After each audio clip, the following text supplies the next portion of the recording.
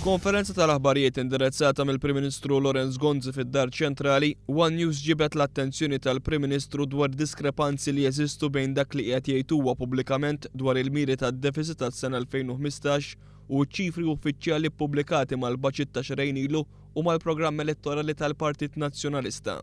Għal din il-mistoqsija l-Prim Ministru ddikjara li 49 miljun euro huma qatra fl-oċean u ma jagħmlu l-ebda differenza.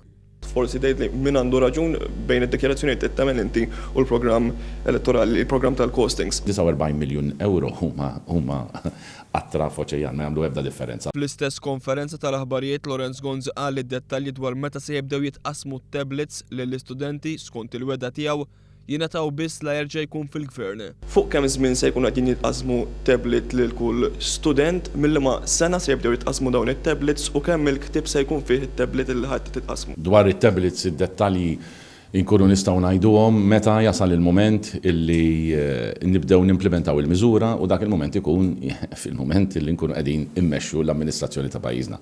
Lorenz Gonzi wieġeb b'dan il-mod wara li l-Ministru tal-Edukazzjoni Dolores Cristina u s-Segretarju Parlamentari fl-istess Ministeru Clyde Puli ma qablux dwar iż-żmien li fih se jitqasmu t-tablets imwiegħda lill-istudenti kollha mill-Prim Ministru. Fl-istess konferenza tal-aħbarijiet spikka wkoll il-mod konfuż li bih Lorenz Gonzi wieġeb mistoqsija dwar kemm se jkunu jammontaw il-vouchers li qiegħed iwieħed lill-ġenituri biex jibagħtu lil uliedhom f'child care center. Peress li kif spjegajt inti il-child care għandek rati differenti għal x'għandek kemm ħatkun il-voucher ta' child care għal kull persuna?